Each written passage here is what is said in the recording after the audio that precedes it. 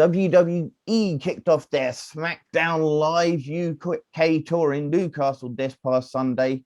Will Ospreay retained the Rev Pro UK Undisputed Heavyweight Championship as Aussie Open joined his United Empire. Pete Dunne signs a new contract with WWE NXT. Zack Sabre Jr. wins his opening match of the G1 Climax against Tetsuya Naito. Cara Noir faces Marius Al-Ani for the WXW Unified World Championship this Saturday. Paige has once again hinted at making an in-ring return. British legend Martin Kirby did make his in-ring return.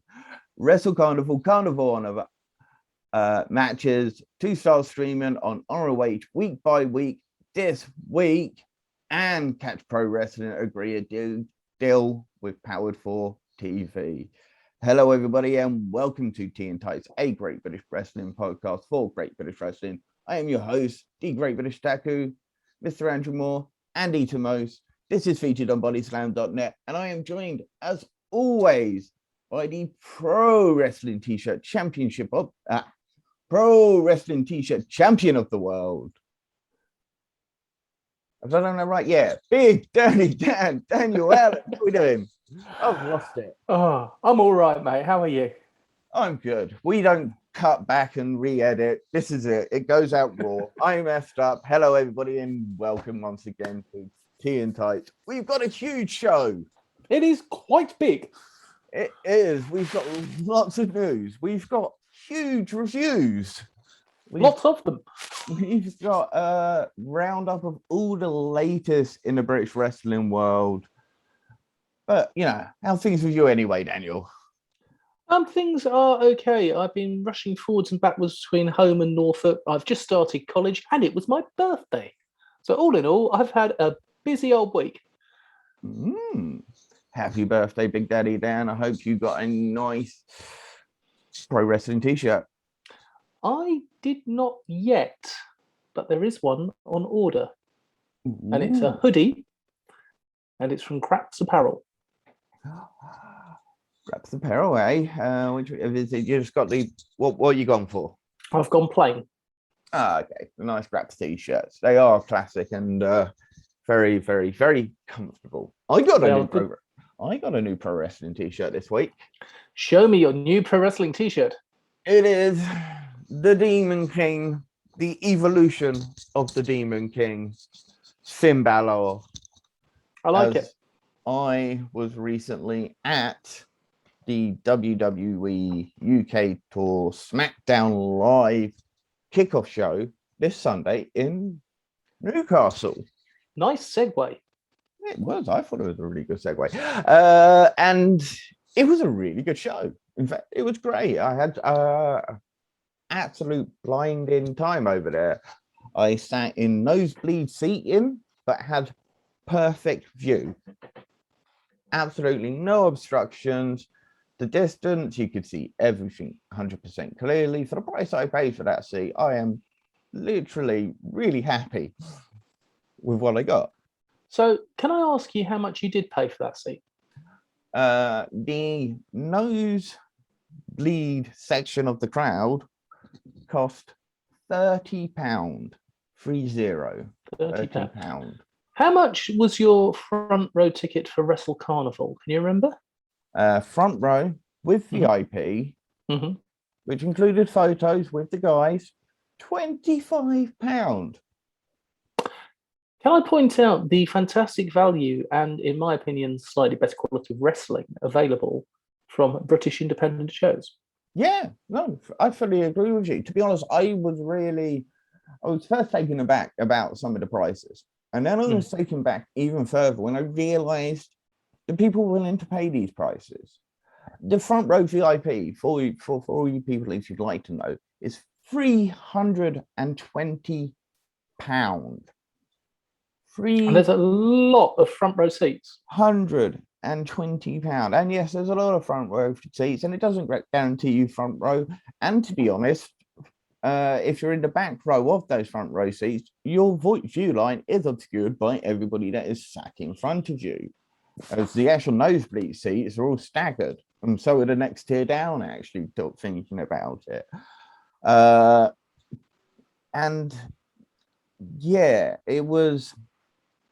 So we'll get into it in real, but the crowd size was about, I would have estimated anywhere between 1,800 people to 2,000 people. It's just a guess, an estimate, based on some seating things that I found out about the stadium, which was the stadium Utilita, yes, in Newcastle, and great venue, as I say, great show all around. It kicked off with the Street Profits defeating Alpha Academy. Of course, a very fun tag team match. The Street Profits are really, really good at what they do. They're very athletic, very sports entertainment. Alpha Academy. I'm a big fan of Alpha Academy, although I haven't really been keeping up to date with SmackDown. I like the idea of a group of varsity wrestlers, actual wrestlers, people who actually wrestled in high school and universities, like Otis and Chad Gable. But it was a great opening match, you know, typical WWE tag team layout, which the Street Profits came away with a win. Baron Corbin came out. Oh, sorry, Happy Corbin, as he is now known. I don't know when this happened. Last time I was watching, he was still king. He went to Las Vegas and had a good time. Yeah, apparently. And apparently he's now used to eating Wagyu beef and not what he's getting served in Newcastle. Excuse me, Aberdeen Angus beef is bloody beautiful. It's not the same. Okay, yeah, I know. But you know what they do over there? Look, there's a reason, you know, they look after those cows. That's why they're worth so much. But Kevin Owens came out and good match. Typical, again, WWE layout. Owens starts dominant. Corbin takes over. Owens comes back, hits the stunner, wins the match. Next up was actually, first of all, it was Rey and Dominic Mysterio against Rude and Ziggler, to which Seth Rollins came out and caused Zood and Rick, you know, get a disqualification. But Finn Balor was having absolutely zero of it. And he came down to the ring, and suddenly it was a 6-man tag, and Finn Balor and the Mysterios came away with the win. Good first match, good second match, overall good match, just WWE. We then had our intermissions break at that point because, you know, we're British. We can't sit still for more than an hour without having an intermission. I'm going to ask you something about that once I've finished up, of course. And then next up was Intercontinental Champion Shinsuke Nakamura. I wasn't aware he was the Intercontinental Champion until he came out with the Intercontinental Championship. He's also King Nakamura. He is also King, but I think they dropped that because he's now the Intercontinental Champion. So they kind of, it's WWE. And so he came out and defeated Apollo Crews. Drew McIntyre, who I was very surprised to see because I thought he was on Raw. Has there been a draft that I'm not aware of? Not to the best of my knowledge. And I also thought Jinder was on Raw. So anyway, yeah, they had a Newcastle street fight, which basically meant there was one kendo stick, one chair, and a table, all under the ring. There was nothing Newcastle about the street fight whatsoever. No, like traffic cone or no bottle of Nuki Brown. No bottle of Nuki Brown. Have they ever been in a Newcastle street fight? Right? Just, you know, you need a kebab shop window somewhere. Anyway, which Drew McIntyre won. I don't know if you're getting a picture right now of what happened during the entire thing. Then Becky Lynch took on Bianca Belair. No matter what Becky Lynch tried to do, they would not boo her. They just loved Becky Lynch, and poor Bianca Bianca herself did not get booed. They just kind of refused to cheer her. Even though I tried to encourage some EST chants, none of it. My beautiful fiance, on the other hand, managed to start a Shinsuke Nakamura chant. So, ooh, well done. She went Nakamura, clapped their hands, and then somebody else went Naka, and then it started to spread around the entire stadium. And that was really cool. I spent all night trying to get one going, and she got one going. It's just typical. Anyway, it was, as I say, great fun. The crowd was sent home happy because I don't know if you didn't realize, basically every face went over, bar Becky Lynch. But of course, Becky Lynch was going to win. On a house show, who'd have thought it? Yeah, literally everyone was sent home happy. There was the hotel I was staying at. There were several people who had been at the show, so I managed to go around and gauge some people, talk to some families who, just really enjoyed the show, and especially with some of the younger families. I tried to ask them about, and he's sort of like, "Yo, do you know anything about British wrestling?" Like, oh, well, there's British wrestling. And that's the disappointment, and we're going to get into. So, actually, before we get into that, what's the deal with the hour break in wrestling? Is it more merch? Thing? Are you sure it's because? Well, yeah, they had the merch thing, but my partner and I discussed whether it was the whole theatre aspect. No, it is literally that's how they'd make their money. Because it's done in the States as well. They have the breaks in the States so they can go to the concession stands. Now, obviously, on a live show, you won't have those breaks. Yeah, that's what I was going to say. And I saw Raw live at the O2. And there wasn't an intermission. There we go.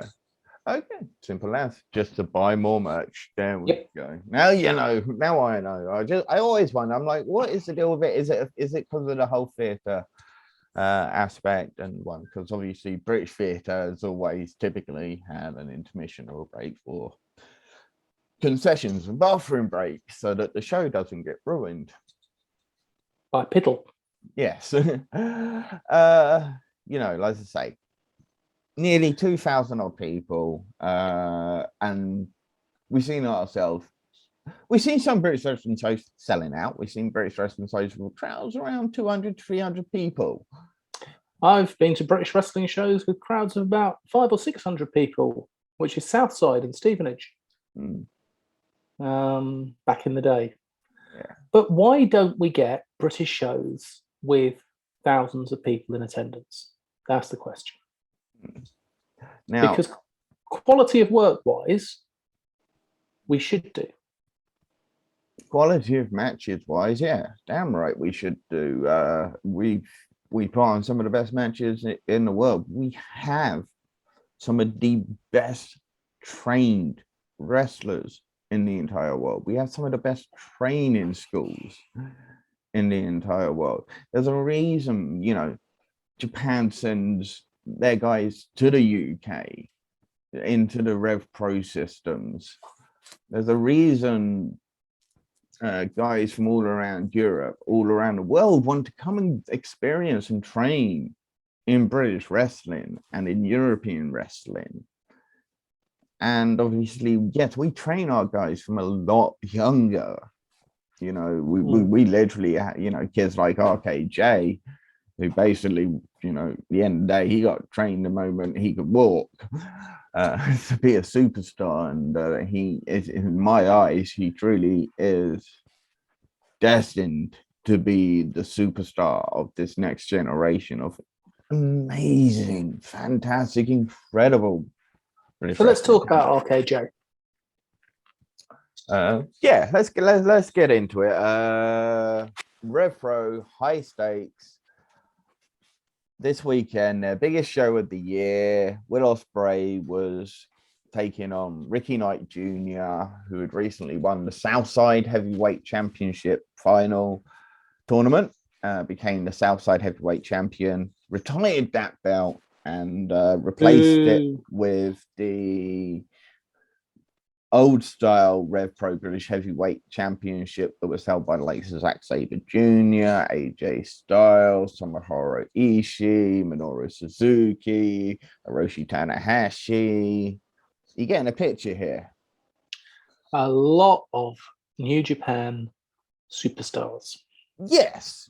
But anyway, moving on. So RKJ, they had this fantastic build throughout, and I'm going to talk about it obviously a little bit later when we talk about some of the Rev Pro shows that we have available to review at the moment and the results that we will be talking about.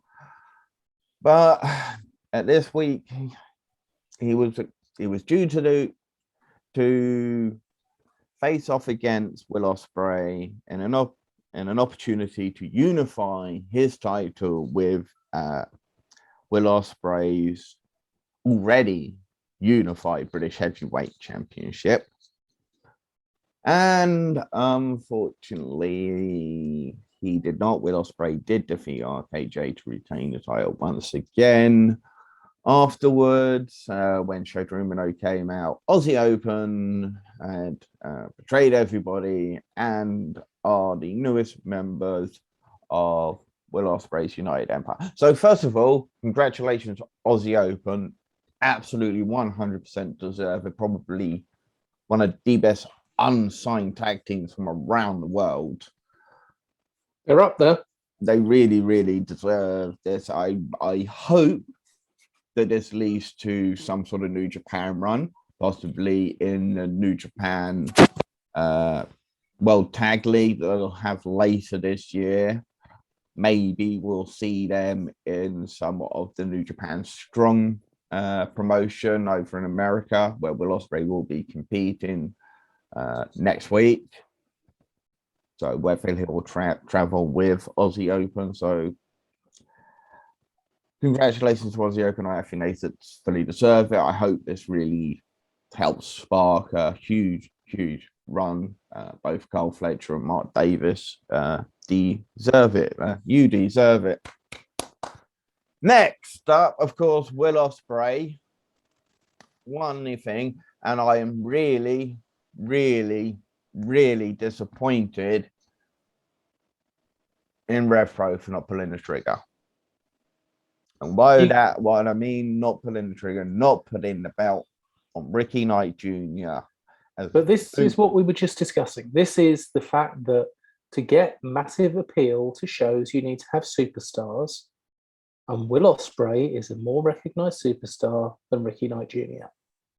Yeah, and you just missed out your biggest opportunity of turning Ricky Knight Jr. into a superstar. One win over Will Ospreay, signified by Dave Meltzer giving it his 5 stars. Well, I don't know what the scores are going to be, and I'm sure they had an absolute bang. I can't think of any reason that these two men would not have had an absolute great match. So it is really disappointing, as you say, even if it was just to transition that title to Shota Umino and or Yota Tsuji or whoever New Japan want Andy Quildan to put the belt on. Sorry to name you there, but yeah, that's just, it's frustrating. I just really felt this was an opportunity to make RKJ that leader of this incredible new generation of talent that is just cropping up around the UK right now. I'm cracking. However, give your discussion on it. No, what I are was going to move on. No, I want to know your thoughts. My thoughts are that Will Ospreay should hold the belt because he is an international superstar. I want RKJ to win because RKJ has all the talent in the world and could be that superstar. But until he has got more name recognition abroad, he's not going to be in that same league as Will Ospreay. He might be in the wrestling, but he's not as far as being able to draw in the same way that seeing Will Ospreay's name on the marquee will. It's very, very true. But I'm just going to throw it out there.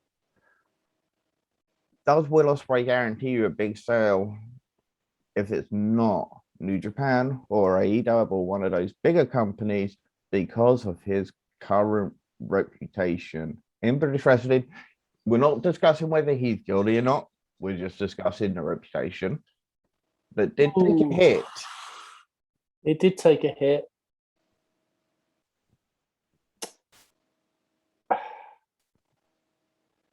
Maybe that's true. That is something I hadn't considered. Okay, now we can move on. Right, I'm going to move on with an established name in British wrestling, Pete Dunne. Pete Dunne was in an interesting contract situation when it was revealed that, like Adam Cole's contract, Dunne's contract was overlooked and it wasn't realised it was nearing its expiration date.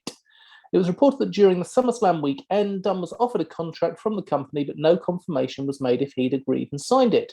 However, Fightful Select has now reported that Pete Dunne has agreed to a long-term contract with WWE. It would appear it's a 3-year deal, which he was personally offered by Triple H. Yeah, so this report came out of Fightful Select recently. Great news for Pete Dunne. Good to see that Pete Dunne is going to stay with NXT. It was a little bit worrying that he hadn't been offered a new deal at first, especially with all the recent changes over on NXT and the emphasis now for bigger guys over smaller people.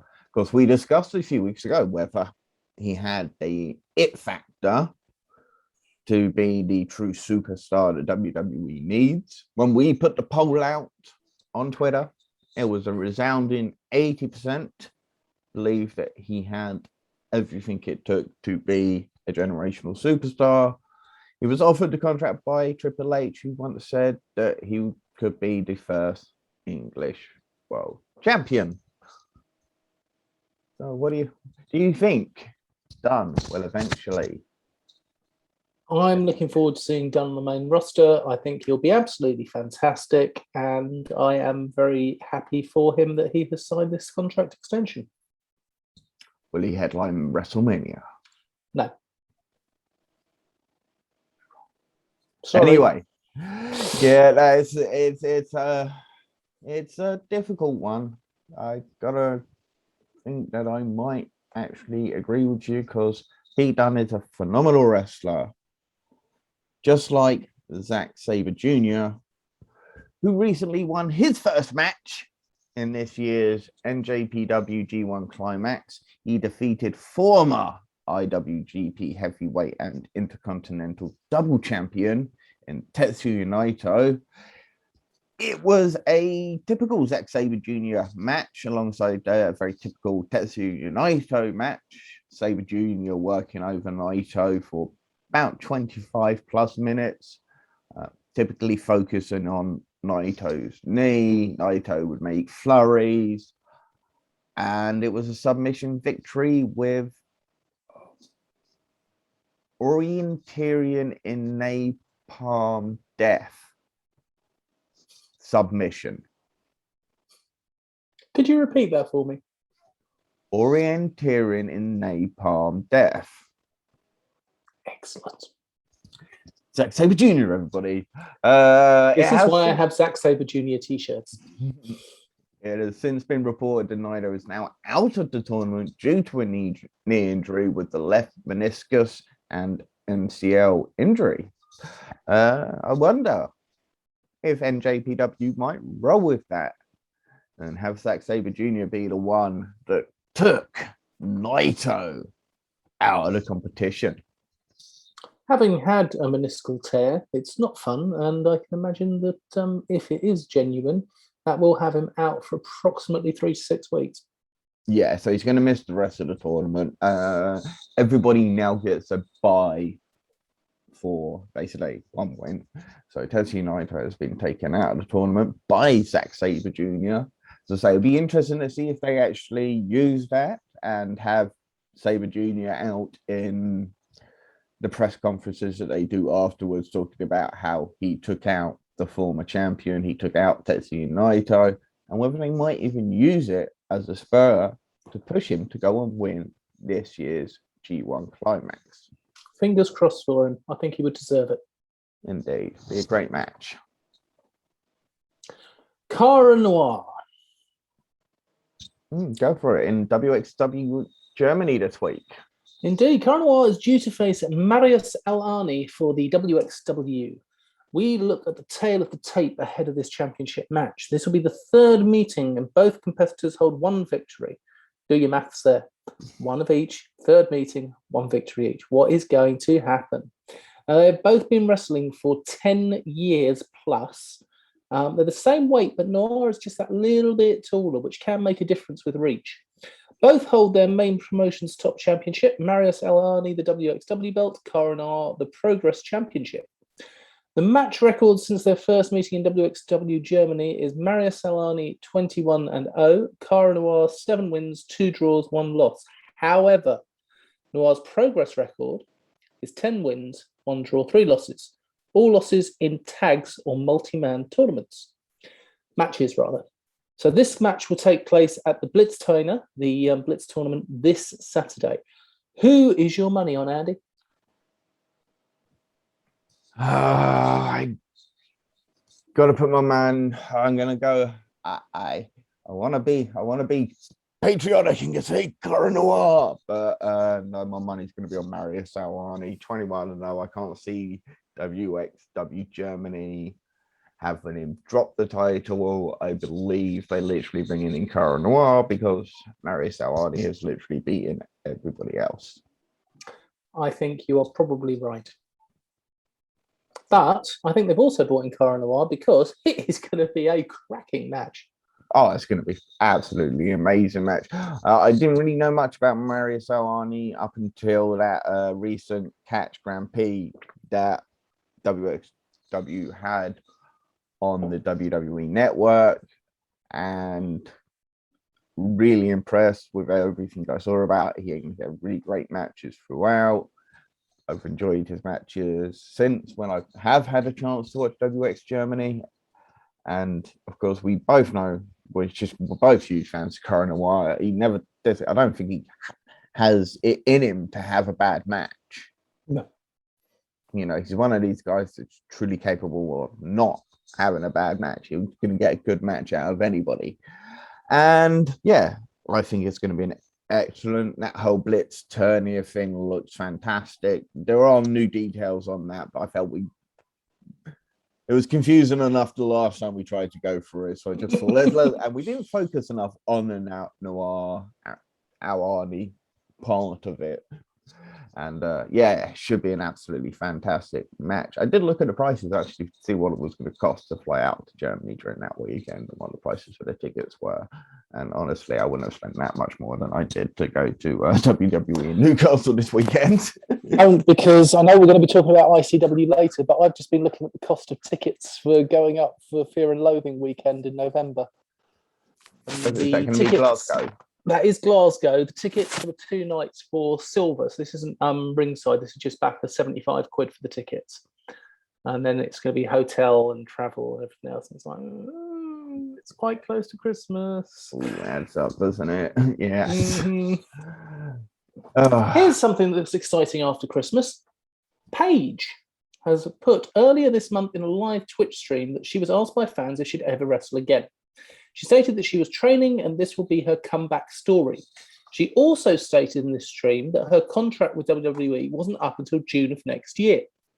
Well, a tweet put out this morning has fans wondering if the first ever NXT Women's Champion will be back sooner than later, because her tweet was just one word.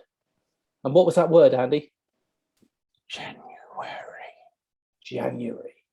So that's something very exciting after Christmas. We might possibly see the return of Paige, or she might just be trolling us all. Just want to stress that is not like today. Sorry, we're just taking phrasing from the bodyslam.net story that came. So this didn't come out today. Just to make a clarification to people, you know, people can get a bit touchy when you say things. When people say things and they say dates. But yeah, that's really, really interesting and exciting. And what else is exciting? Why Kirby is back. The crab walks, the lobster boy, it's all back. We love Martin Kirby. US fans, obviously US watchers, you may not know who Martin Kirby is. If you have a chance, check out some WCPW YouTube stuff. You'll pretty much see Martin Kirby all over it. He is a incredible wrestler. He's brilliant, and he is fun, and he is true British wrestling. Yes, because at times he can certainly be pantomime-y. He can be very comic-y. But I've always stressed about this about Martin Kirby. There's a reason his comedy works where a lot of other comedy doesn't, and it's because he's such a good wrestler. Indeed, and he really can back it up. So he made a surprise appearance at a recent ICW live taping and made his return to action. He later tweeted, "Heard the cool thing at the moment is surprise wrestling appearances, so thought I'd get in on the action." He then followed this up with, "Therefore, I am now taking wrestling match and seminar bookings, 15 plus years experience, including 5 months wrestling and training in Japan with Dragon Gate, fully vaccinated and DBS checked." So since then, Kirby has been announced for matches and appearances with North Wrestling, especially having a #1 contenders fatal 4-way match with Chris Ridgway, Will Cruz, and Robbie X. Oh my God, on October the 23rd. How cool is that? It's a great match. Oh, yes. He will also be wrestling for Rev Pro, which is this Sunday in St. Neots against Robbie X, as well as for Creation Pro Wrestling's debut show on the 4th of February 2022. Indeed. And just before we move on to something, there's a recent formerly retired wrestler started following us, and you see, I thought we thought we had peaked because we had the great Charles Crowley follow us, but now we are being followed by the absolute legend that is R.J. Singh. Thank you very much for the follow. That is a true legend. We still pop when we get followed by yes, because do you know what? Because we are just fans. Yes, we are. Wrestle Carnival is exciting. They've got their second show. And do you want to tell us all about that one, Andy? Oh, the second show coming up. It's fantastic news, of course.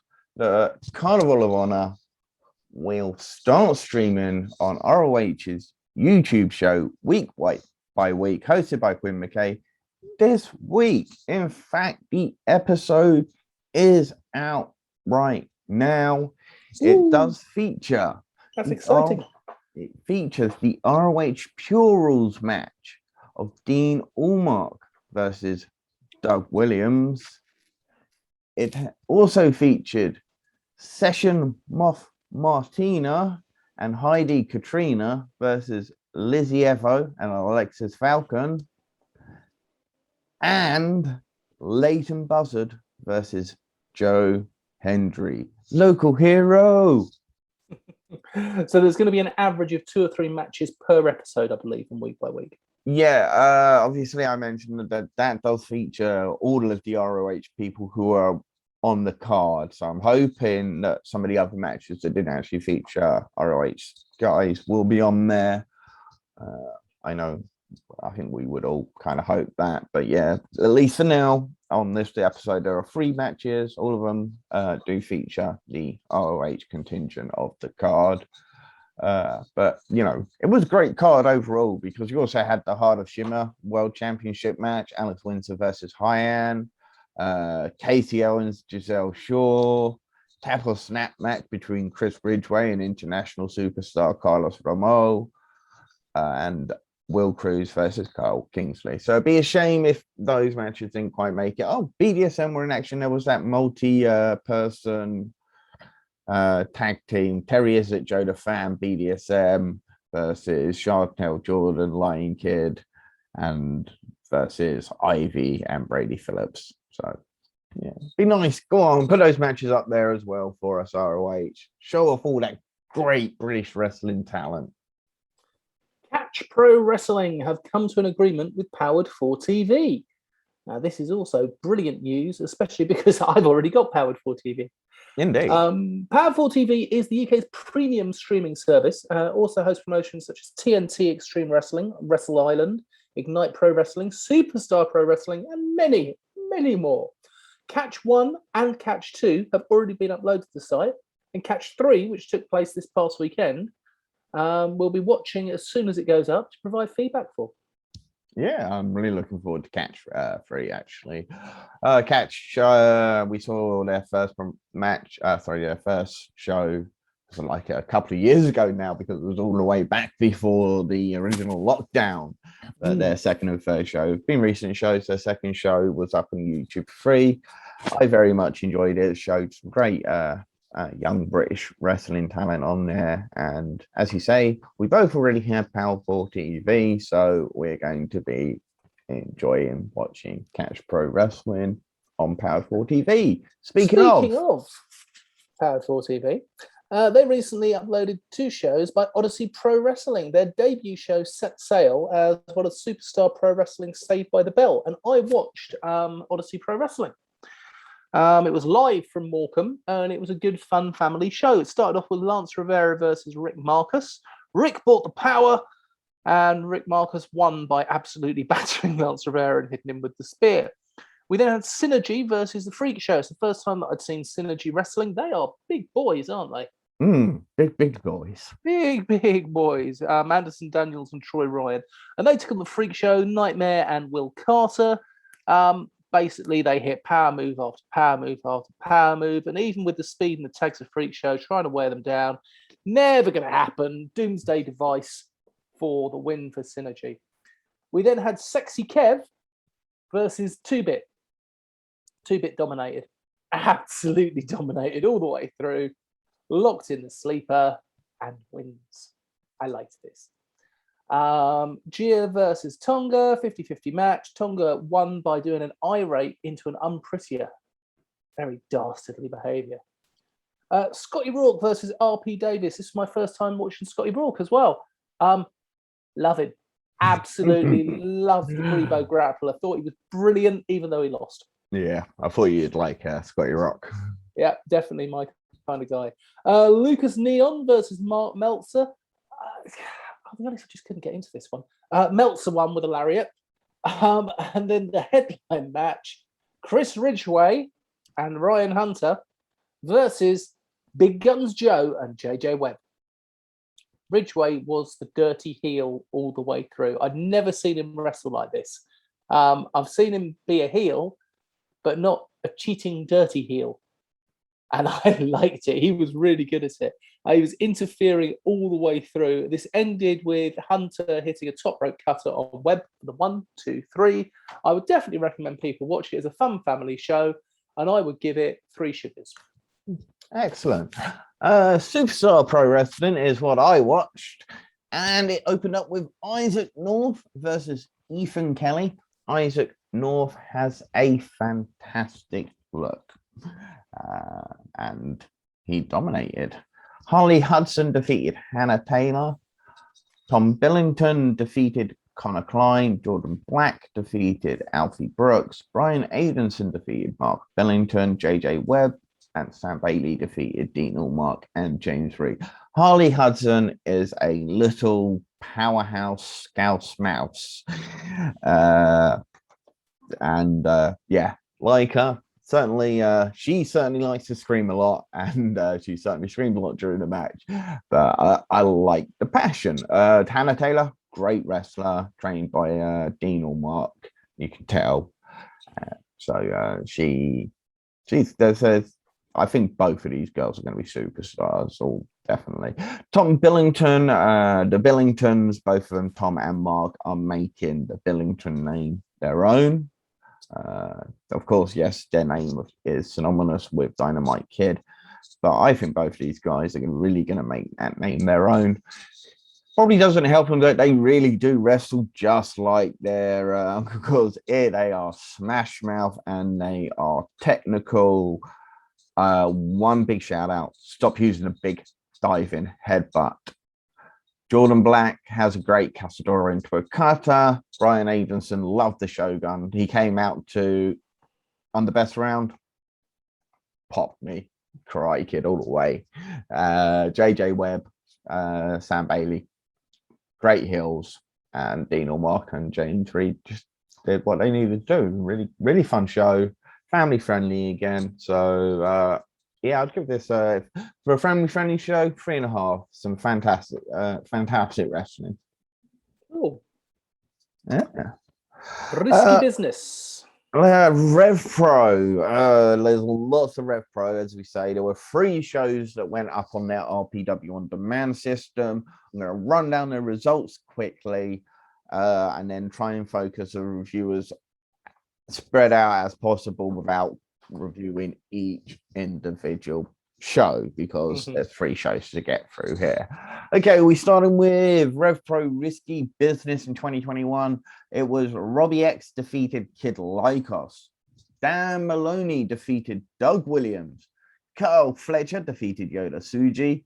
Young Guns defeated Chris Ridgway and Mark Haskins. Brendan White wins a 6-man scramble match that featured Adam Maxted, Callum Newman, Connor Mills, JJ Gale, and Kid Lycos 2. Sorry, Brendan White won that. Brendan White won that one. Wow. Yeah, Adam Maxted, yeah, certainly a big name in that match. And yes, Brendan White did come out the victor. Giselle Shaw then defended her Rev Pro Women's title against Lizzie Evo. Next up was Live at the Cockpit, Live at Not the Cockpit 53.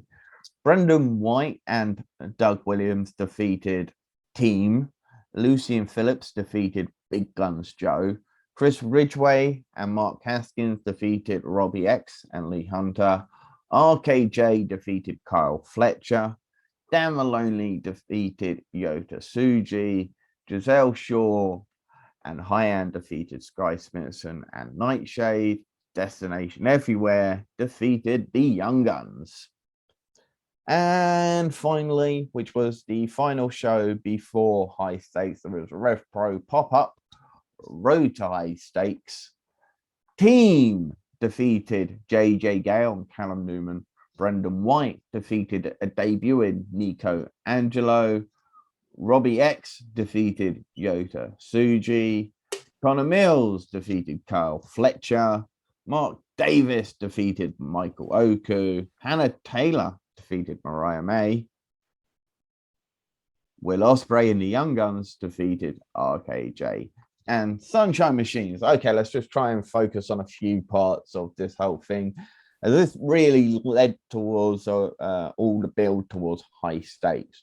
So we'll start off with who are Team, and it is basically Team standing for 2 extremely athletic men, which is Kenneth Halfpenny and Sean Jackson, members of the Contenders division, former members of the Contenders division, now a solid tag team. They are a tandem to be reckoned with. They are really, really good as a tag team. Really good as a tag team. I definitely think they should stick around for being a tag team for quite some time. I think they'll do better as a tag team than they will do as solo. But they are a really good team. Great tandem combination moves, and mixed in with some absolutely fantastic heel work. So definitely something to be kept an eye on. Yota Tsuji has been phenomenal, amazing, incredible since he joined Rev Pro UK. I watched him in the New Japan Lions system against the likes of Gabriel Kidd and Yu Emira, and they had always had some great matches. But since coming to the UK, he's been having incredible matches. We're seeing brand new moves from him that show off more than just the power. He's got absolutely phenomenal athleticism. When you see a 220 plus man hitting Hurricane Ranas with ease. Just absolutely phenomenal. I'm disappointed with this match against Robbie X at the pop-up show because he defeated Robbie X originally thanks to a little nefarious work by Gideon Gray, who took out the knee of Robbie X because Gideon Gray has wanted Yoda Tsuji to join the Legion. And once Yoda Tsuji found this out, he was like, oh no, I don't want to win this way. Or they certainly played it like this isn't how we wanted to win his first match. So they restarted the match. Yeah, look, Yoda Tsuji looked honorable, but it also made him look like a sap. Giving away victories like that. So I didn't like that. But he's been having some great matches. Carl Fletcher is a superstar, whether he's part of obviously open as a tag team or wrestling as a singles star, like he had to in several of the matches while Mark Davis was out with COVID. The Young Guns are just possibly, I'm honestly think that they may be the best British wrestling tag team in the UK right now, and they are not far from being one of the best tag teams in the world right now.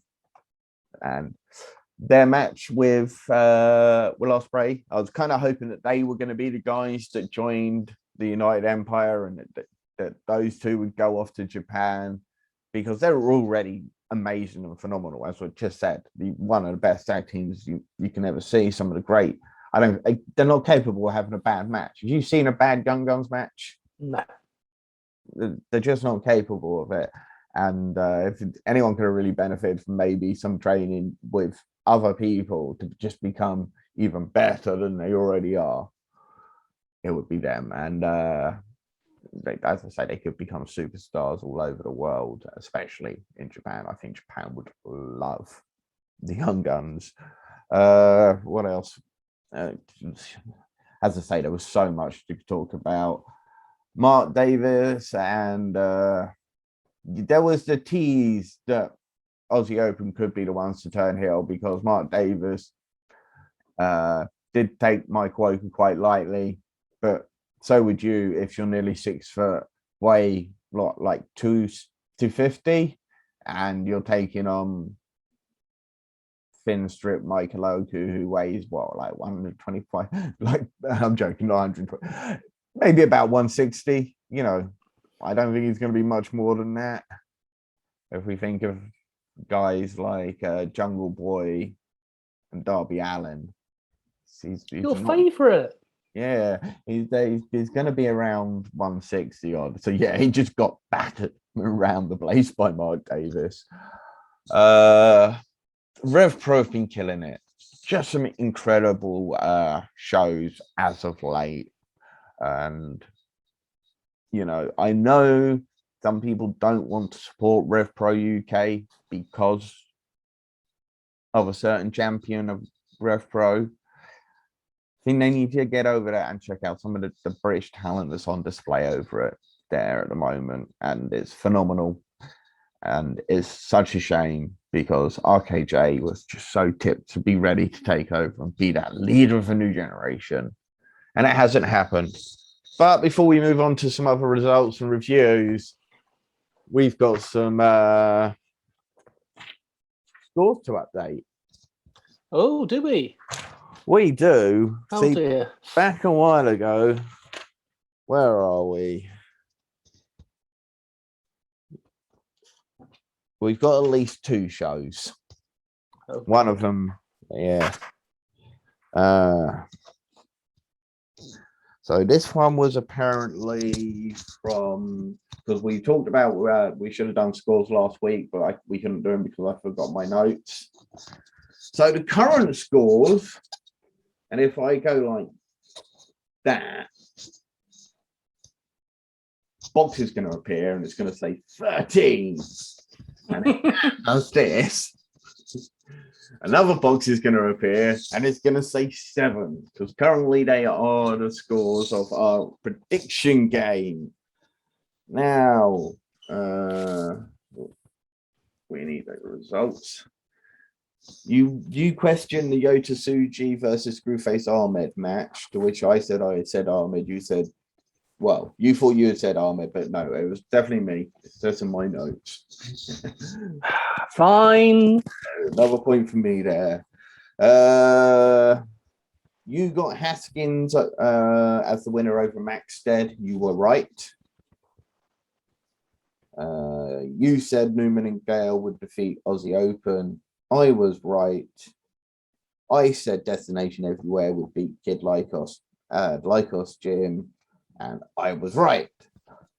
So with the updated scores, that makes it 16-8. Yes. Could be worse. Yes. I know. I'm a terrible winner. It was really bad. And right, so the other one seems to have been off the Risky Business show. Mm-hmm. You said Robbie X would beat Kid Lycos. You were right. Yay. You said Doug Williams would defeat Dan Maloney. I was right. Boo. And then it was supposed to be Shota and Yota versus the Young Guns, but that was changed to Haskins and Ridgeway versus the Young Guns, which the Young Guns won. You had voted Yota and Shota, but we won't count that one. So with the updated scores, 17-9. You're not doing very well at the moment, are we? No, but it can all bounce back. You never know what can happen at the next time. You never know. I can't remember. We've got the NXT UK tournament, but so far both of our guys are still in it. So if either one of them win, that will be a 5-point gain. We've got the Love tournament, which we can predict the winner for the Progress Revelations of Love. So we can pick out who we think may win that tournament for another 5 points. Okay, let's move on. NXT UK. We started off with the Heritage Tournament semi-final match with Noam Dar versus Kenny Williams. And out of this came a prediction person, mine.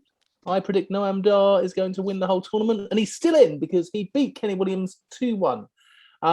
And you're right in as much as they are definitely turning him face. Definitely. I didn't give. I just want to give some overall scores for RevPro, just based on everything that RevPro's been doing. 4.5 for Sugars for all 3 shows. Okay. That's a total score for 3 shows.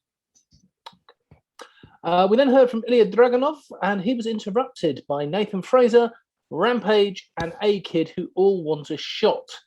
So what do? Player. We don't do a tag team. We do a triple threat match. So we're going to have Nathan Fraser versus Rampage versus A-Kid. It all broke down as you'd expect. And guess who was left standing out of the 2 small men and the 1 really big man?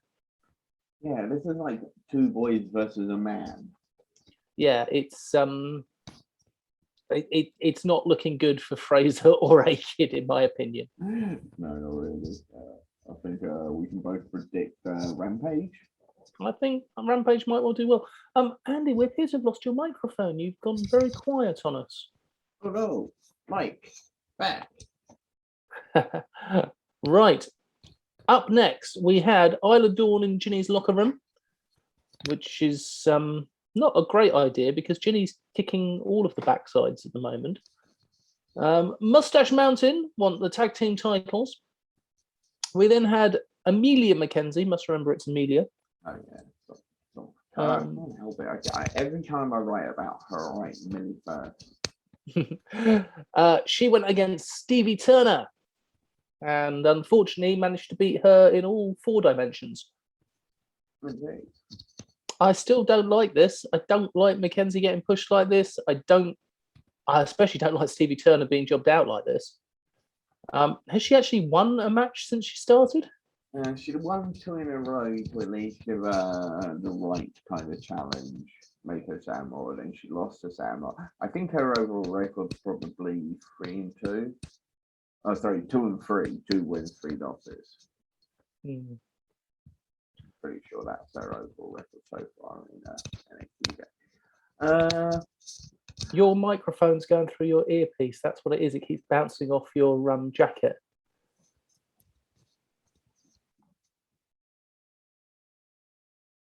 That's much better.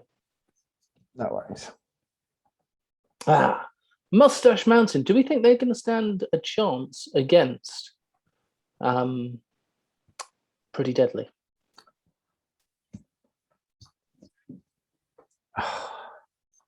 I can't think of anyone who else can take the titles from Pretty Deadly. There's not another strong tag team bar Carter and Smith. But when was the last time? Well, Careful, because I'll say last week. Yeah, okay, yes, they got a win, but that's like the first time they've ever got a win in God knows. We said it originally probably should be Carter and Smith as they can build them to take the titles. But I would have thought they would have given Mustache Mountain a run with the titles before sending them off. I think they should do. Blair Davenport attacked Stevie Turner after the match and told Sid Scala to reinstate her or bad things will keep happening. I want bad things to keep happening, especially to Skid Scala. William Regal's son, Bailey Matthews, is being repackaged as Charlie Dempsey. Why? Okay.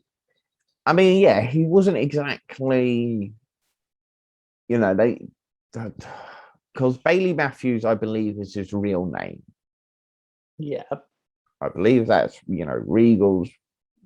So I'm not sure if that's Regal's real name or if he's taken on his mother's name or anything like that. But obviously, there's been this whole new mandate of everybody's got to change their damn name because of the whole people who refuse to give up rights to their names, which, yeah, fair play. They shouldn't have to give up the right to their real name. So he's been forced to change to Charlie Dempsey. Not too Charlie much Regal wrong. would have sounded better. But yeah, why not go with Charlie Regal? But they've done the same with Rick Steiner's son over on NXT. Like, what's his name? Brock. Well, that's his real name. What?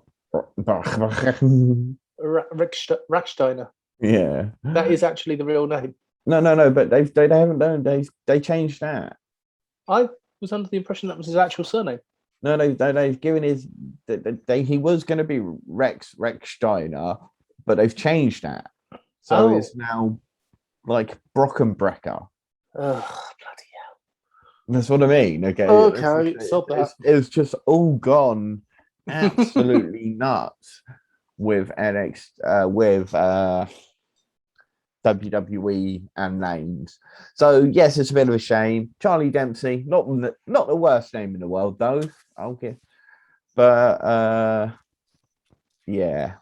And then we have Pretty Deadly defeating the Coffee, Mark and Joe Coffey. Now,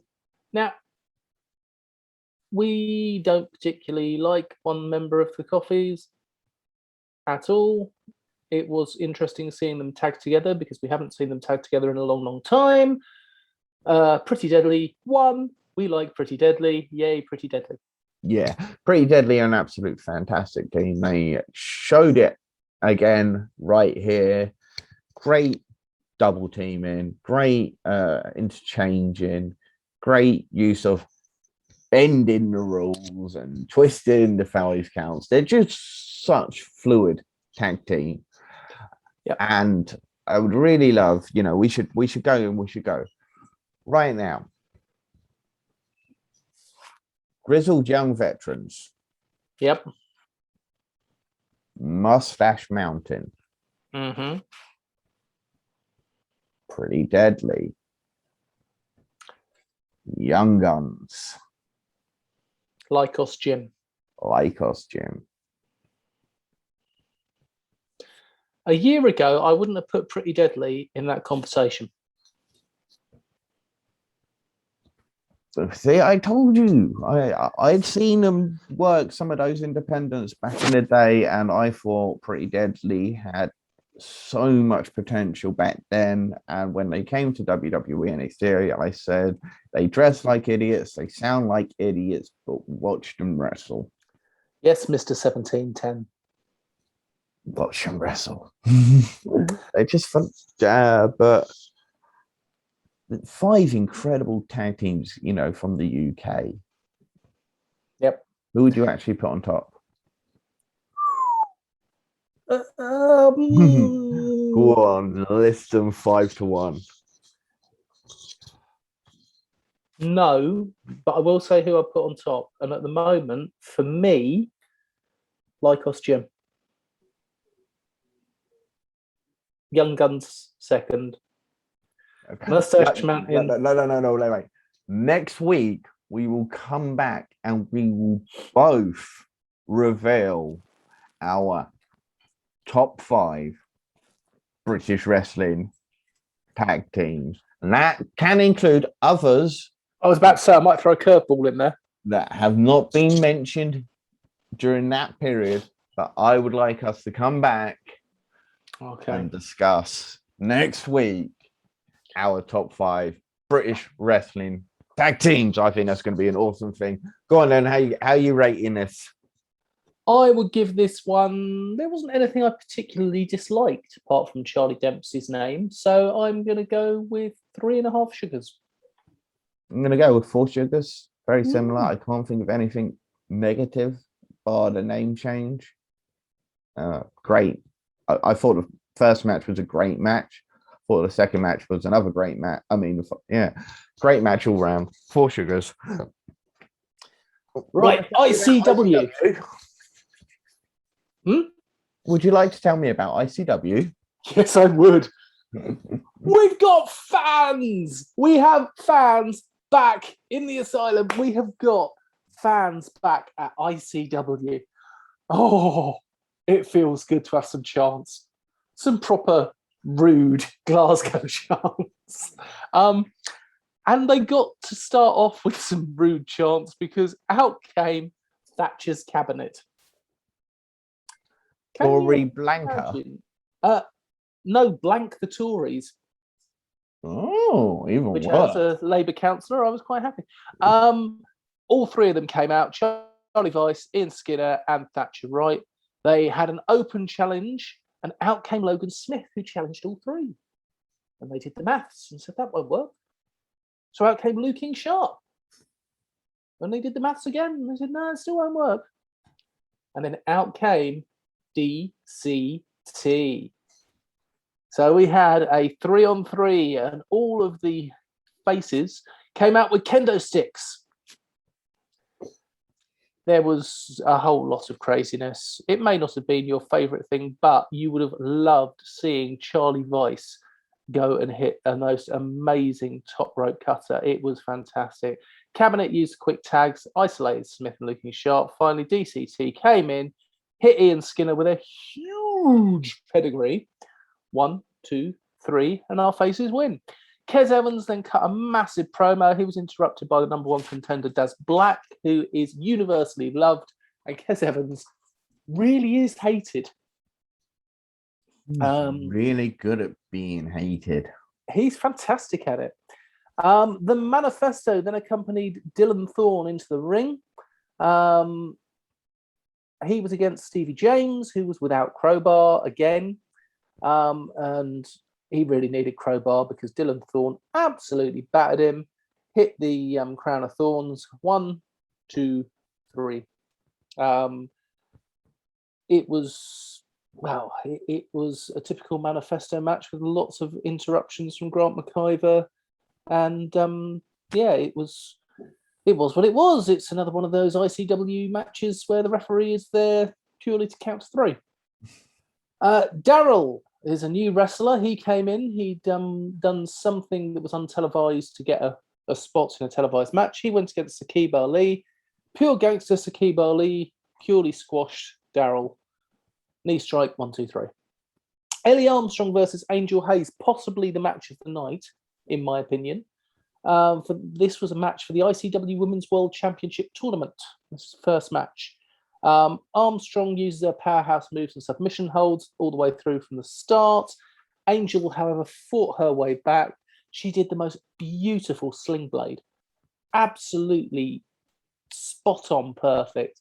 And then Angel got her in a guillotine. She tried to roll through, managed to hold the guillotine on, and Angel Hayes wins to go through in the tournament. Jason Reed versus BT Gunn, with Coach handcuffed to the ropes. I'm starting to get bored of this, but the good news is it's over. And we'll get to that. Basically, lots and lots of strikes. Jason Reed and BT Gunn had a really good match, well worth watching. 10 minutes in, BT Gunn hit the gunshot, his version of the cutter, from the top rope. Absolutely nailed it. It was stunning. Then all of a sudden, Coach Tripp appeared to be starting to vomit. And he'd swallowed a handcuff key. So he managed to release himself and get in. Tripp put BT Gunn on Reed's shoulders. Reed put him through a table. Gunn kicked out, but then Reed hit Coach's game over, which is kind of like a forward rock bottom. And both Coach and Jason Reed pinned BT Gunn for the 1-2-3. And finally, this appears to be over because all of a sudden, the screens came on, and there was Stevie Boy, the Pharaoh of Filth, is back, and he's called out BT Gunn for Fear and Loathing. Basically saying that Gunn has become a half shell of himself since the no fans era of ICW. So yeah, all in all, good show. I still can't get behind Saqib Ali, and I would give it 3.5 sugars. Just before we move on for me to do progress, can I talk about submissions in wrestling? Yes. It's become such a huge thing now. Everyone seems to have a submission in wrestling. Guillotine shows, blackouts. Now, back in the day, typically, you were only really a submission wrestler if you were a true wrestler or that of an MMA type style fighter. Now, if you were a true shooter. Now it just seems to be everybody in their cat and dog can just do a submission. And yes, honestly, I don't find them as exciting as a simple, good, solid finish here, 1, 2, 3. Well, that's because people don't want to have a knockout show because it'll make them look weak. Whereas a submission, everyone can understand that if that gets locked in, then that's locked in. It doesn't matter who you are.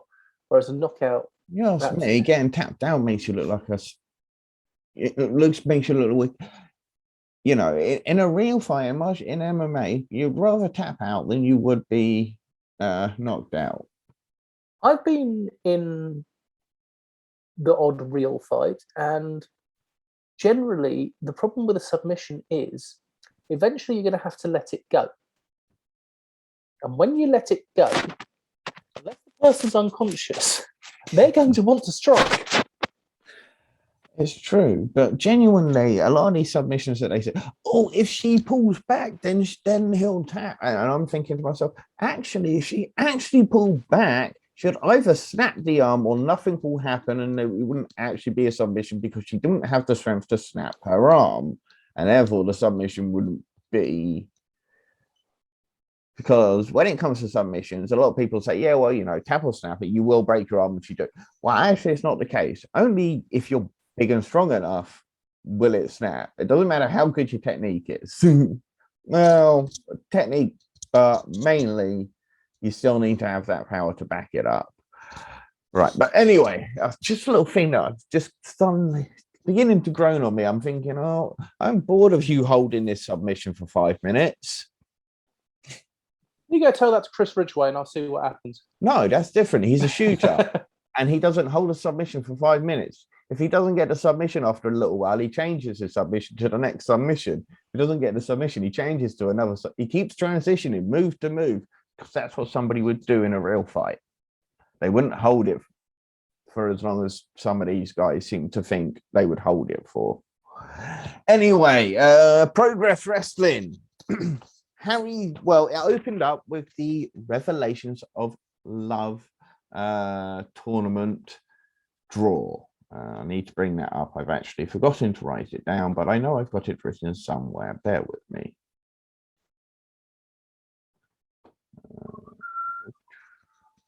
Yes, I know. Terrible. Never prepared. Never prepared. I've just realised. All right, we'll go back to the drawing and kick it off. Danny Black kicked off the show against Harry Singh. Great match, and Danny Black came out the winner with the 450 elbow drop that he does. I really like what Hustle Malone calls, well, he doesn't call it, he says it's a slice of violence. Now, if Danny Black's looking for a finisher name for it, I think a slice of violence is absolutely perfect because it looks vicious when he connects down with the elbow after the 450 spin. Really good match featuring two top-notch young British performers right now. Next up was Ravencreed versus Tonga. Really, really impressed with Ravencreed here. She defeated Tonga quite impressively, despite Tonga having a little bit of momentum during the middle of the match. Ravencreed has a great look. She looks psychotic. She looks like she really, really wants to hurt you and kill you. She delivered a great promo about, you know, she likes to inflict pain and she likes to get pain. I like Soulless Ravencreed. Big fan so far. Jodie Fleisch then took on the man like the Reese. Jodie Fleisch would come out the victor in it. This was just awesome. Just awesome. Fantastic flips. Great, good chain wrestling. The story of the youth versus the experience. Darius lost this match because he tried to hit the Jodie Fleisch's 720 DDT, but messed it up, which then allowed Jodie Fleisch to hit the 720 DDT and come out on top. Just a very, very good match. Luke Jacobs. Man that age forgot. Sorry, what's that? The man that age forgot. The man that age forgot. D Phoenix, Jodie Fleisch, is 20 years older. Oh, no, he can't be that much. I was 20 years older than man like the Reese. And yeah, you wouldn't be able to tell if you watched this match and didn't know how old these guys were. You'd think that Fleisch is a little bit older than the Reese, but you certainly wouldn't think he's that on the shoulder. And I'm just rounding up. I'm not being precise for that 20 years. Don't act. Luke Jacobs then defeated Ethan Allen in a #1 contenders match. These two guys just like brutal. They beat the what out of each other. Stuffing? Yeah, they beat the stuffing out of each other. It was all about the power versus technique. Obviously, Luke Jacobs is the bigger guy. He has that raw, hot strength, that vicious JBL Stan Hansen-like lariat versus, the technique of Ethan Allen, the speed of Ethan Allen. But in this instance, Powell once again came out on top, and Luke Jacobs came away with the win. Was just such a good match. Next up was Sky Smithson versus Giselle Shaw. Smithson showed a few flurries, but this was kind of more about Shaw, and it really was one of the best performances Giselle Shaw's put in the ring since becoming the head of the Progress division. Really, she looked awesome. Sky Smithson looked good, I'm just not sure if it was a great way to debut Sky Smithson against Giselle Shaw in this way, because Sky Smithson going into the tournament, I just don't think it was a strong way to introduce her ahead of the Revelations of Love tournament. Was considering Ravencreed got the win earlier, she came off much better out of two debutants. And in the main event, the Smoking Aces, the new Progress Tag Team Champions, took on the Progress Champion, Carnival, and his rival, Chris Ridgway. Of course, the two, Carnival and Chris Ridgway, had just had a 30-minute Iron Man match, which was a draw at the last show. So they were oddball partners in this, and it was a fantastic match. But I think the focus was a bit too much on Noir and Ridgway's rivalry, because they literally attacked each other at times, and I seriously just beat the crap out of each other for a minute or two. At one point, Ridgway just beat the crap out of him, then just dragged him over to the corner so he could tag himself in. Do you want to remind everyone who the Smoking Aces are? The Smoking Aces are Nick Riley and one of the best heavyweights right now, Charlie Sterling. Charlie Sterling, I'm really happy for the Smoking Aces to be champions right now. Great way to display. But Sterling I have no idea why he's not the biggest star in the UK right now. I have no idea why he's not the biggest star in America right now. 230 pounds. He's a heavyweight. He flies like a cruiserweight. His wrestling is brilliant. His aggression. He's great as a face. He's great as a heel. Nick Riley is no slouch, and I'm not done because he's absolute brilliant wrestler. But Sterling has been around a couple of years longer, which is the reason I'm highlighting the fact that I'm just surprised Sterling hasn't been there right now. All around, really good show. 4 sugars. The Revelations of Love tournament. The matches are Mercedes Blaze versus Ravencreed, Lizzie Evo versus Alexis Falcon, Rio versus Lana Austin, Sky Smithson versus Laura De Mateo, and this is all going to kick off at the next chapter. I'm not sure if they're all 4 matches are going to be on, or if they're going to do them staggered over a series of things. But we said, I complained a little while ago how I thought the women's division in Progress was growing a bit stale because they didn't have enough women in the roster. So massive props for this tournament coming out.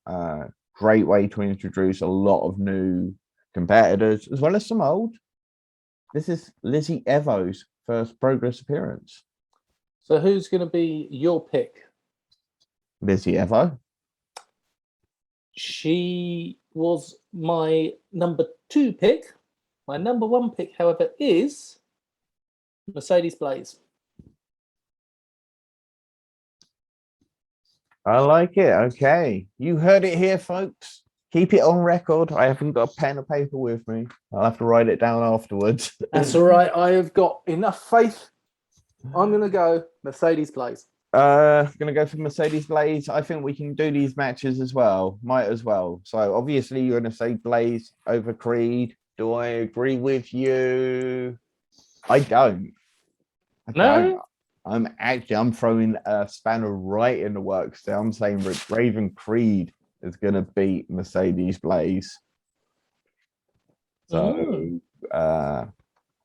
there's almost 6 points on the line for you there. Because if I get this right, obviously I get 1 point, you get none. But if you win, obviously you get 1 point plus a possible 5 extra if she does go on to win the tournament. Lizzie Evo versus Alexis Falcon. Ooh, tough one, but Lizzie Evo. Riho versus Lana Austin. Lana! Oh, I was hoping you're going to say that. I'm putting my money on Riho. I think she's gonna Gonna pick that one. And finally, Sky Smithson versus Laura De Mateo. Sky Smithson. I'm gonna go with Laura De Mateo. Ooh.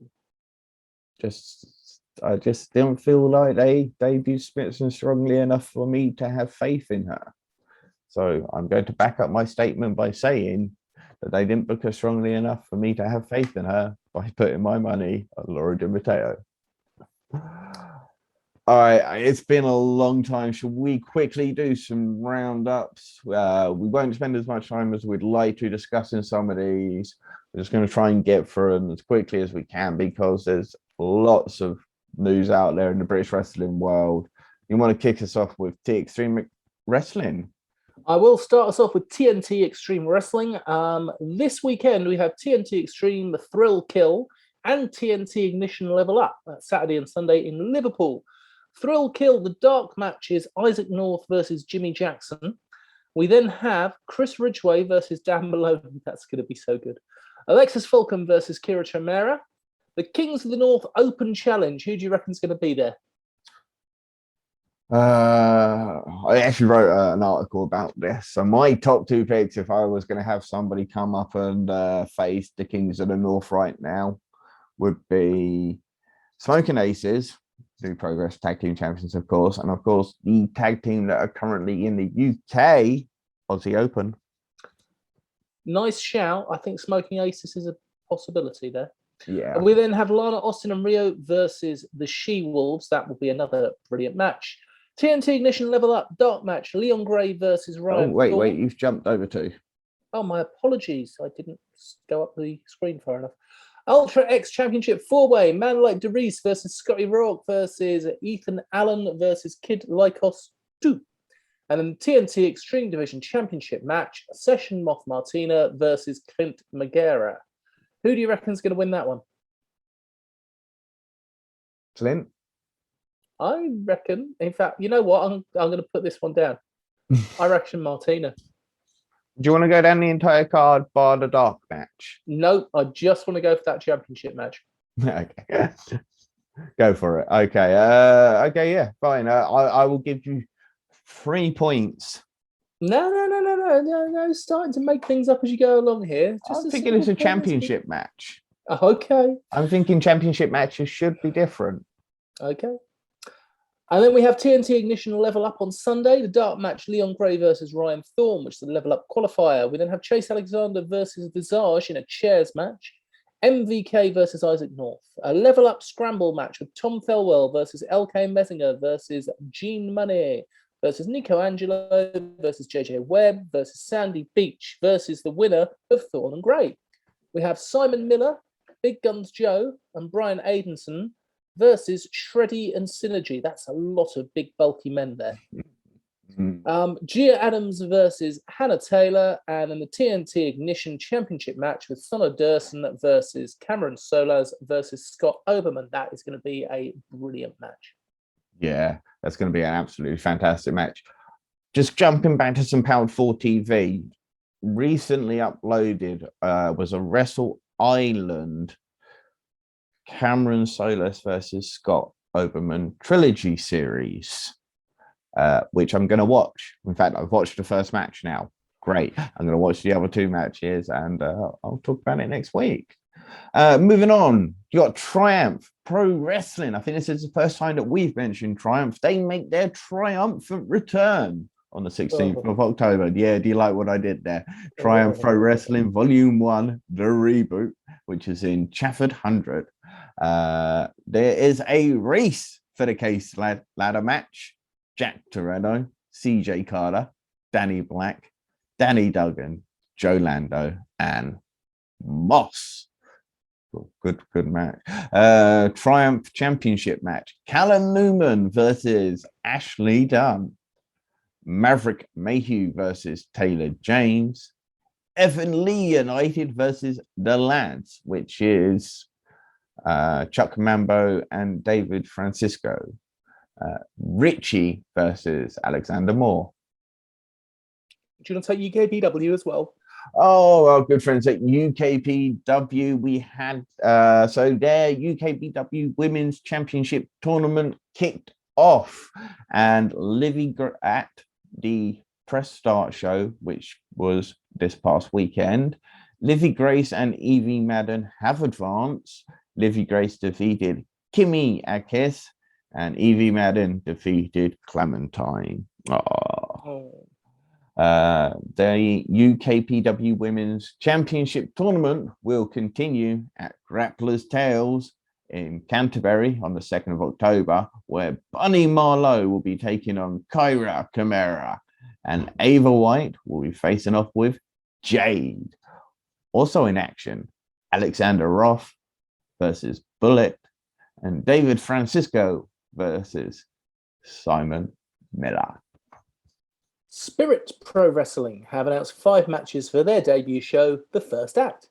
Alexis Falcon will take on Brady Phillips. Adam Bolt versus HT Drake. Natalie Skies versus Chantel Jordan. The Pretty Little Killers, Wicked Tag Team, versus Battle Squad. Awesome Alan Kay versus Henry Faust versus Jason Jacobs. That's Battle Squad Awesome. My apologies, Battle Squad Awesome. Yeah. Yeah, that's an independent wrestling tag team name. Black Country Championship Wrestling, BCCW, third show, Halloween Mayhem on the 22nd of October in Tipton. That's officially sold out. Congratulations, Black Country Championship Wrestling. They've only announced 3 matches so far, which is Stan Maloney versus Kian Kelly, the Hunter Brothers versus the Clarkwood Brothers, and a triple threat with Luke Basham, MJ Grayson, and Luke Douglas. Is that Luke Basham as in the Basham Brothers? No. I was going to say.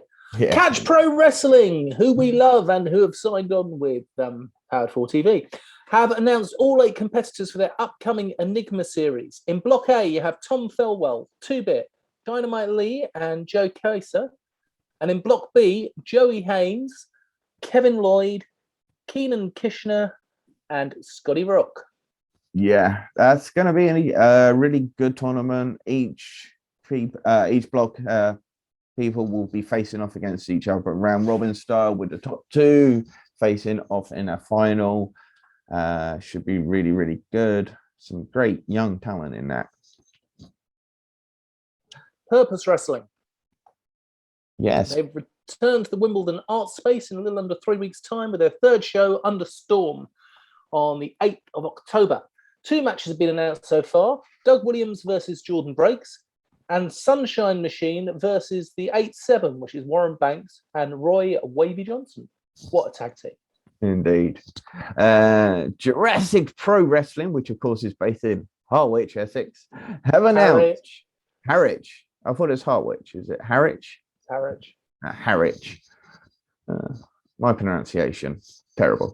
Jurassic Pro Wrestling in Harwich have announced their first match for the 10th of October debut show, which is the Silverback, Colin McRae versus the Nigerian Kaiju, Warren Banks. They've also added the likes of Hustle Malone and Tommy Coyle to the roster that already included Charles Crowley, Clementine, Dexter, CJ Carter, Forrest Hayes, and Evie Madden. Odyssey Pro Wrestling have announced all 8 competitors for their upcoming championship tournament at Stormy Waters on the 16th of October. It will include 2-Bit, Ryan Hunter, Troy Ryan, RPD, Rick Marcus, Sandy Beach, Big Guns Joe, and JJ Webb. Indeed. Prime Wrestling Entertainment are back with their second show on the 2nd of October, once again at the Jubilee Club in Newcastle, which will be their second taped show for the Freeview Sport Channel network. So far, scheduled to appear are Shreddy, Chris Ridgway, Liam Slater, Mickey Limerick, Tommy Zane, and Joseph Biggs. Wrestle Experience Scotland are bringing wrestling to Bathgate on the 6th of November. Scheduled to appear are Jack Jester, BT Gunn, Leighton Buzzard, Luke Cairo, Sheik El Sham, Angel Hayes, and Anastasia. North Wrestling have made several more announcements regarding their second show of the year, Keep Your Distance, which will be on the 23rd of October in Newcastle. Previously announced, Cara Noir will challenge Rory Coyle for the North Wrestling Championship. Recently announced is a fatal four-way match, which we talked about earlier. Number one contenders match: Martin Kirby versus Chris Ridgway versus Robbie X versus Will Cruz. Another lip sync battle held by Visage, Gia Adams versus Tonga, and HT Drake versus Liam Slater. And Ignite Pro Wrestling have announced 5 matches for their New Dawn show on the 24th of October in Boreham Wood. They include Man Like Banks. Man Like Doris. That's what I thought.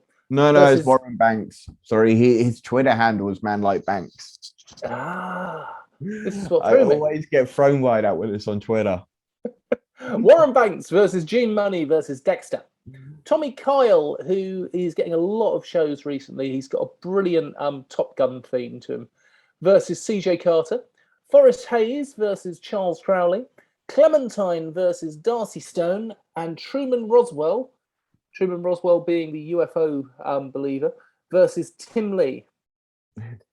Pro Wrestling Ambush. Pro Wrestling Ambush returned on the 2nd of October with Trick or Treat Yourself, which will be in Eli, Cambridge. Is it Ely or Eli? Cambridgeshire. Ely, Cambridge. Announced are Ashmore versus Warren Banks, Danny Black versus Spike Gervais, Mike Bird and Damon Moser versus Sunshine Machine, Laura De Mateo versus Mercedes-Benz. And before we wrap up this show, is the supply too high and the demand too low affecting British wrestling shows?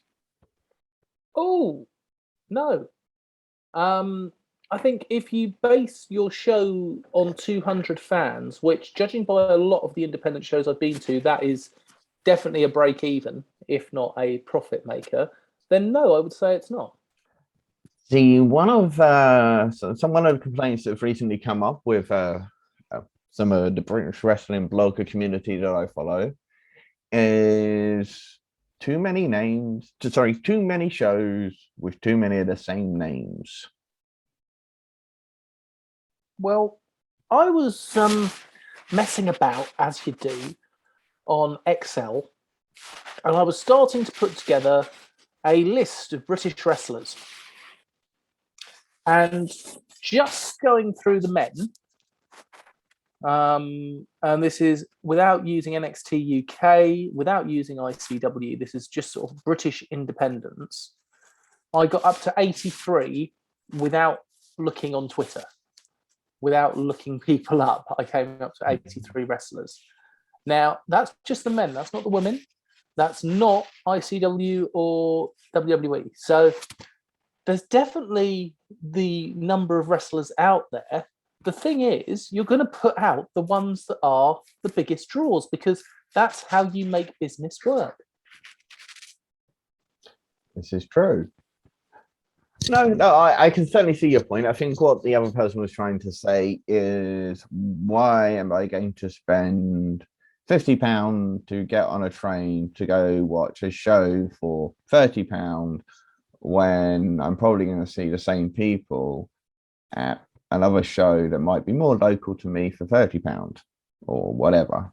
And this is the point that person was trying to get across, was the fact that there are a few rosters, certainly, who use the same talent. My personal opinion is I don't think there's anything wrong with it. I would just like to see these promotions work together for consistent booking of these people, such as if one's a heel and one promotion, he shouldn't be a face in another promotion.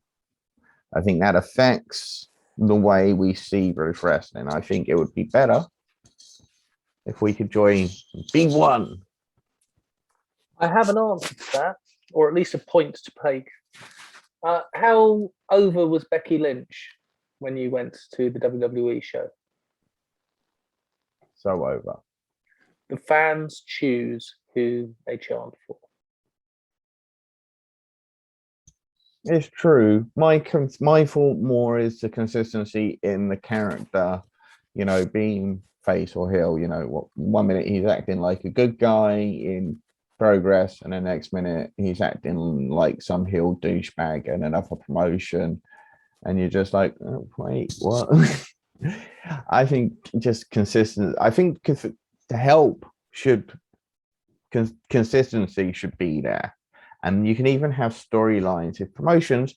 Let's face it, if there's about 5 promotions all around that Essex area, they're using pretty much all the similar talent. You know, why aren't they working together? Because they are their own competition. Yeah. Indeed. With that said, I think we'll leave it there. It's been an extremely long show. We thank you for bearing with us all the way through. That's if you did. And we have been two guys drinking tea, talking about grown adults wrestling in tights. We hope you've had a great day, and we hope you had a great night. And remember, folks, don't feed the trolls.